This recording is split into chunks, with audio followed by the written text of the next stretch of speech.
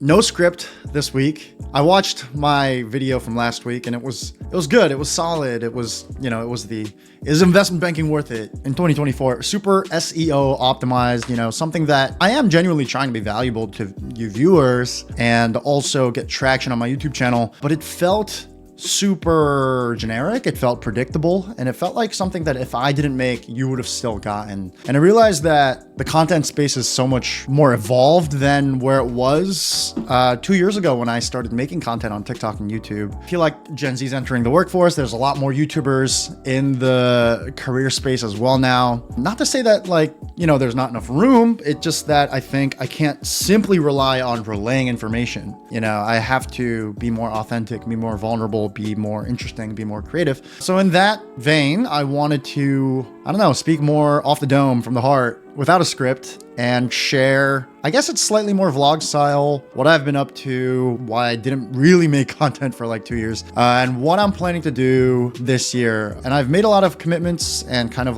fizzled out in the past, so I don't want to overpromise, but at least where my head's at for this year. The big reason that I fizzled out of content was I got a full-time job at Clubhouse a year and a half ago now. And then I was very intensely absorbed into that job until earlier last year in 2023 when I was laid off. A lot of people offered condolences. I didn't really resonate with that. I got a fat severance. I was salty, but I think it was a great experience all in all. What I really regret about that experience is not anything to do with Clubhouse, and it's more that I tapped out of content entrepreneurship too early. I had something simmering, something bubbling, but I was scared to go really heads deep, triple down, burn the boats kind of mentality and really make it work. I took a shiny, cool job instead. And it was a really shiny and it was a really cool job. But the whole time I was in it, in my gut, I knew it wasn't my calling. I knew that's not what I wanted to do. Sounds a little hokey, but it's more so I'm foregoing staying at single industries and single companies to learn about myself. So at the very least, if I am trying all these new things, I should act off of the lessons that I learned. And I learned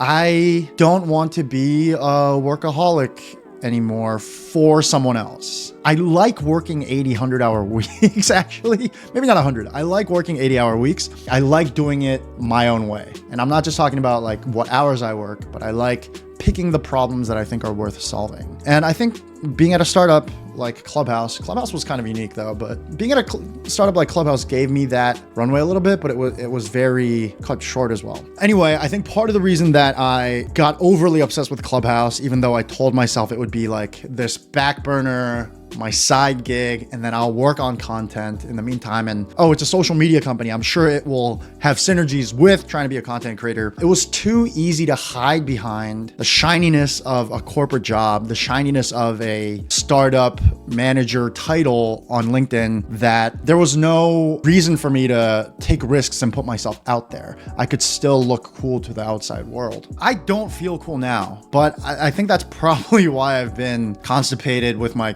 creating content. I've kind of drip campaigned TikToks here and there. I've started an Excel course, but that's not nearly as fast as I wanted to. So I don't know. This is my airing it out. This is my confession. This is my, coming out that I've been having the YouTuber creator version of writer's block and feeling sorry for myself about it. In 2024, I don't want to do that anymore. I think I'm getting tired of that. Yes, the anxiety is valid. Getting laid off or figuring out life is hard, etc., etc. But at the end of the day, I am not hitting record, because it's a little bit scary to be vulnerable and put myself out there and potentially fail, whatever. But intellectually, I know that this is not a cocky thing. I think this is how everyone should think about it. There's stupider, less talented people than me out there having a lot of fun, doing a lot of cool things because they're not afraid to hit record.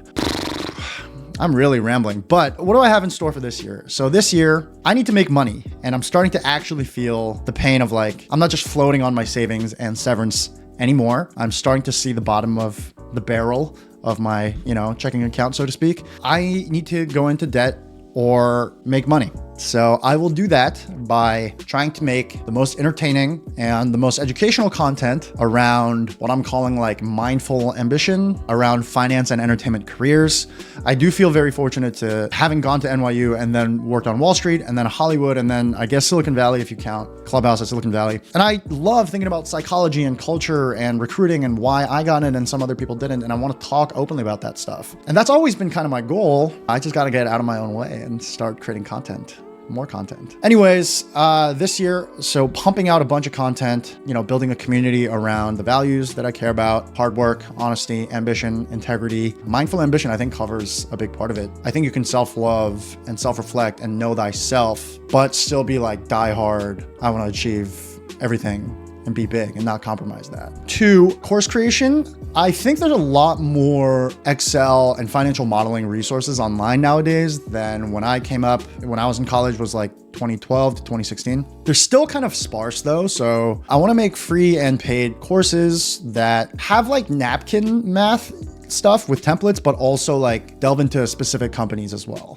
And I think it's when you use templates and rebuild things yourself when you actually learn. So I want to provide that for people. And I will definitely paywall it, don't get me wrong.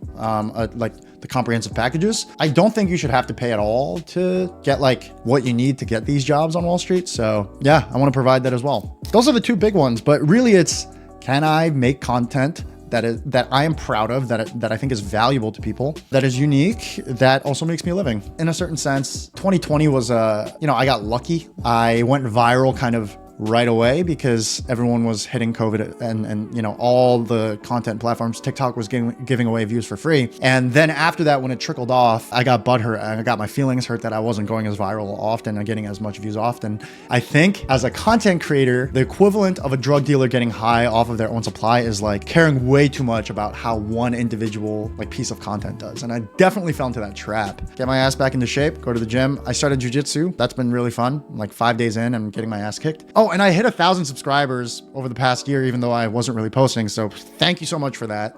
If you subscribed in the last year, if you're coming back, if you're new to the channel, really appreciate you checking out what I'm about. I'll do more of an introduction professional video maybe in the weeks to come. And a bunch of Excel speedrunning videos is on my mind as well. Hit that subscribe button if you want to see my journey. I'm really planning to go ham and get like 100K subscribers. So get in early, please. And I will see you in the next video. I appreciate you watching. Bye-bye.